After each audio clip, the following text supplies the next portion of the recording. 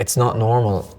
It's not a normal thing to see, but it's a normal thing to do because I know we all do it at home. Every single one of us. We all dance around naked.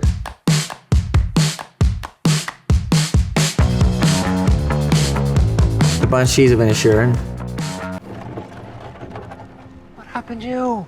My daddy discovered the poaching situation. Oh, Jesus, Dominic, you poor thing, yeah. What the hell was he hitting you with? A kettle was the final thing. I wouldn't have minded, but for the spout. Yeah, it's Martin McDonagh's first movie in Ireland, isn't it? It's a piece of history there, I think. Just having that, just whole Irish crew cast. Irish crews are amazing. They just go, yeah, that's that, yeah, we got it, yeah. And it's just like short and sweet. Dominic reminded me of, there was a character in Martin McDonagh's play called Bartley, the crippled Livenish man. Kind of reminded me of, I think it's Ernie in What's Eating Killed with Grape. So there's a bit of that going on as well. Like there's a lot of characters I could pull from. Well, maybe this whole thing has just been about getting you to try new tack. Start standing up for yourself a bit. Do you think? Yeah, and be less of a, whiny little dull arse. There's no really takes that we do the same thing. And that, again, is just down to being comfy with one another. And so that has its advantages. And then it has its disadvantages when you live with them. And you get too comfy with them. It's like that thing of lift up the toilet seat, them kind of little things. Yeah, like who left the fridge door open? I was like, it's not me. I was like, you're the only one here. Yeah, no, I didn't think so. Just thought I'd ask on the off chance, like faint heart and that.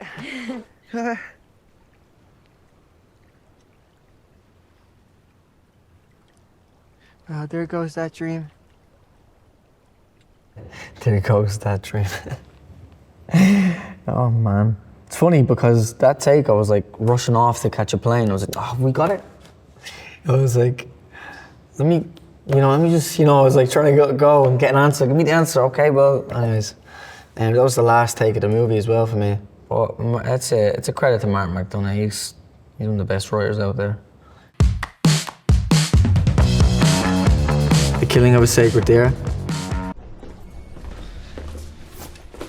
Hi. Hi. Sorry to keep you waiting. Did you eat? I just had some apple pie. Do you mind if I go grab something to eat before we go? I'm starving. Martin, what a name, Martin. He's such a weird little freak kid. That's the freakiest character I think I've played. Because I don't know if he had like a superpower or some stuff like that, which I never found out. But I remember Colin saying you're gonna probably play the Joker one day after this character. I remember him saying that to me in the hotel. He's like, this is one of the most evilest villains. You'll play the Joker one day after this. I think she likes you. I mean, she's attracted to you. But she says that's not true, but it is, I'm sure. And to be honest, I think you're perfect for each other. You'd make a great couple. He doesn't really ask to keep it monotone or anything like that. But I remember he did say, stop acting. I was like, all right, I get it. I'll get it now. Because Yorgos wants a certain way he wants his dialogue delivered and can't really animate it or put any colour on it really. You kind of have to strip it all back. But he has his way, he has his method and it works. And I'm always up for going along with trying new stuff. Saltburn. And here he is now. We were just talking about Don't you. be silly. Farley, you just make up the most awful things. Of course we weren't. Hello, Oliver, darling. That I had a lot of fun with because we want to trick the audience into thinking he's sweet and innocent and what's his motive and then boom, just turns. Emerald, I mean, she's an amazing person, first of all. I was checking on everyone, making sure our set is good and the energy is good, so you have kind of a safeness to roam about as the character. Oh, she loves Oliver. She's like, I love him. I had 5 notebooks for that, 5 moleskin notebooks instead of like 1 or 2. Each notebook would represent personalities, different acceleration, different motives, different tone. How is he different from here to Oliver Tree? Just reminding you, not too much either. You don't want a whole Bible of it because you go in and you're just stiff then I think, you just have to have a looseness about it and just, all right, I know where to go. Just taking these back to the library. Take my bike. No, I couldn't. I mean, it looks like rain. I wouldn't want to. Honestly, it's no big deal. I mean, I'll just get it from you later. You're my college, so... Am I? Yeah. With Jacob, I was just, getting used to them and just hanging out with them.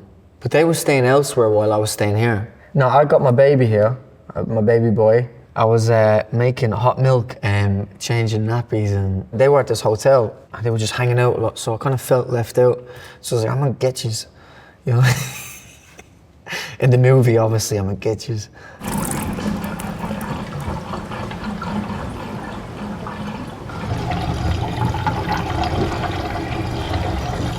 Bathtub scene is he's submitting to this obsession and trying to figure out what it is he's chasing, and almost like a sacrifice in how he lowers himself into the bath, physically. And then when he gets down there, he's just confused and helpless and sick, to do that. Ugh. But you can't judge that as you play him. I can judge it as a spectator, but when I'm playing him, I've got to see justice to it and see that it's the right thing to do. The grave scene, the same thing. I just wanted to explore and grow with the character and figure him out and see when, I asked for a closed set. I said, I want to try something. And I just wanted to see what I'd do as Oliver when action happened and where I went. And to me, he just went to a place of being totally heartbroken and lost and confused. That's where the books helped me out, because it reminded me of where I'm at and how to feel, basically, what mood to be in. It was totally improv, that. It was crazy. I just said, play the music, I'll do it. Nah, that was choreographed by Polly Bennett. She's brilliant. You gotta hit some steps, and I think it was gorgeous to look at a figure like that, Roman, that manner, dripping in money and paintings from the 1700s, and to move so freely. It's not normal. It's not a normal thing to see, but it's a normal thing to do, because I know we all do it at home. Every single one of us. We all dance around naked. So it's probably the most relatable scene in the movie to everyone watching.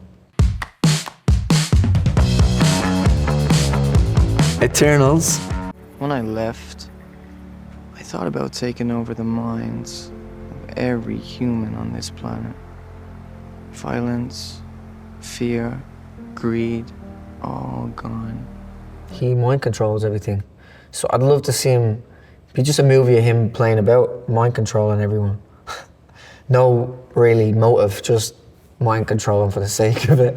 Prep for that is you're doing a superhero movie, so you gotta humanize them. Don't play the superhero. Try bring the human side of them out. Chloe just kind of let me be me and wanted me to kind of be still. And Chloe kept referencing Hayden Christensen, his character in Star Wars, to be a bit more. She just wanted me to be a bit more still, very chin high, and that was the only really prep I kind of done was to learn to walk a bit slower. And I tried to mind control people, and people were like, "What are you doing? Why are you staring at me?" The Green Knight. Who are you? Just a traveller friend. You look like a knight. Just passing through. I take it you want some of the share, so, huh? Of what? All of this? Do you know what the scavenger reminds me of? Sort of like the kind of an artful dodger kind of character.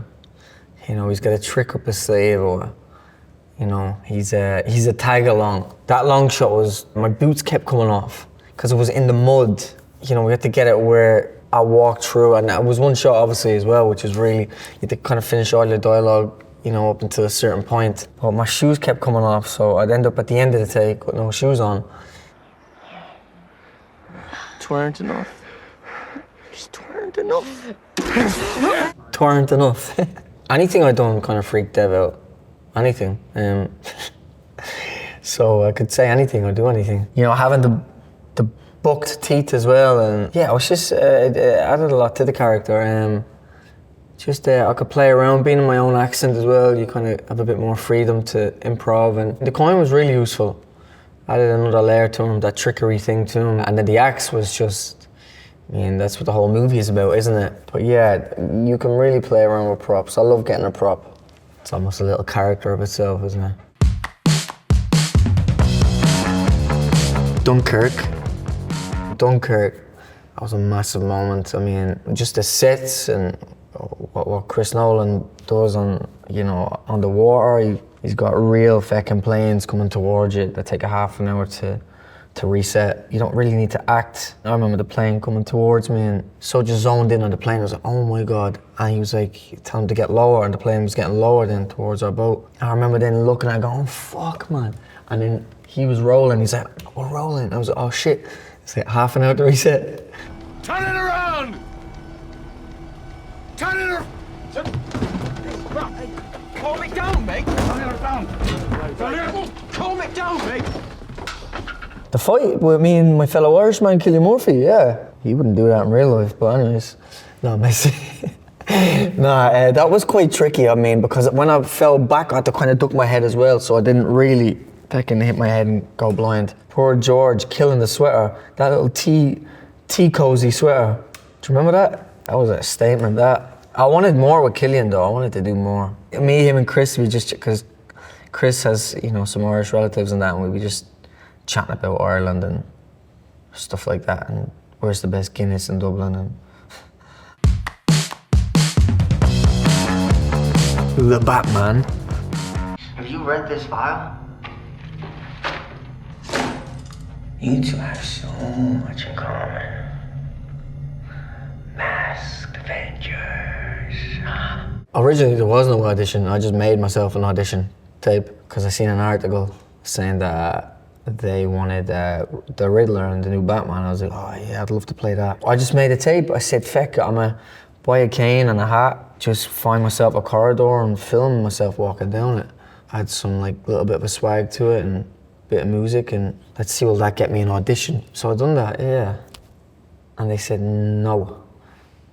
What, you want to play the Joker? I was like, yep. I think you don't really care about his motives, whether he loves or hates you. That took 6 hours to get into that. And I was like, oh man, I couldn't sit still for 6 hours. I really couldn't. And then I remember we're on 5 hours, and then someone came in and went, we're shutting production now and it was COVID. I was like, huh? Really? What happened? There was like this steel thing in my gun that was like slicing in. I was like, I'm really gonna be left with a scar here. So I was like that, and Rob was in the bash suit, and I'm like, ha ha. And he's like, ha ha ha. I'm like, no, ha ha ha, you. We couldn't move. We literally couldn't get up and move. I was looking at pictures of asylums, and I remember seeing this thing in this asylum picture, and I always saved it on my phone and around the Batman, like the Joker, and it said, it was spray paint of an old asylum room, and it said, hell was more fun. I was like, whoa, like, that is crazy.